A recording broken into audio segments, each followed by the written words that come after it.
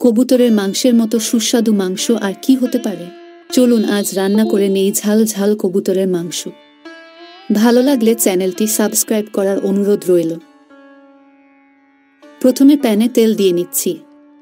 এরপর দিচ্ছি পেঁয়াজ বাটা, রসুন বাটা এবং আদা বাটা।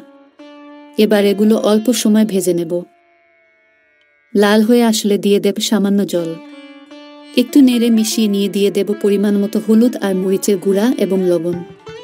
সবকিছু মিশিয়ে মশলা ভেজে নেব। মশলা লাল হয়ে এলে এবার আগে থেকে কেটে ধুয়ে রাখা কবুতরের মাংস ছেড়ে দিচ্ছি। দিয়ে দিচ্ছি টুকরো করে কেটে রাখা আলু। সবকিছু মিশিয়ে অল্প আঁচে কিছুক্ষণ ভেজে নেব। মাংস না ভাজলে আসল স্বাদটা আসে না। ভালো করে ভেজে নিয়ে দিয়ে দেব পরিমাণ মতো জল। কচি কবুতরের মাংস সহজেই সেদ্ধ হয়, তাই বেশি জল দেওয়ার প্রয়োজন নেই।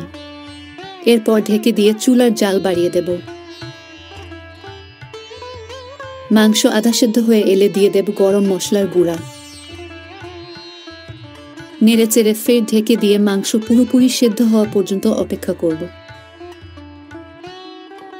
আপনার ইচ্ছে মতো ঝোল রাখতে পারেন, তবে কবুতরের মাংসের ঝোল কম রাখলেই মজা বেশি। ব্যাস, হয়ে গেল কবুতরের মাংস রান্না।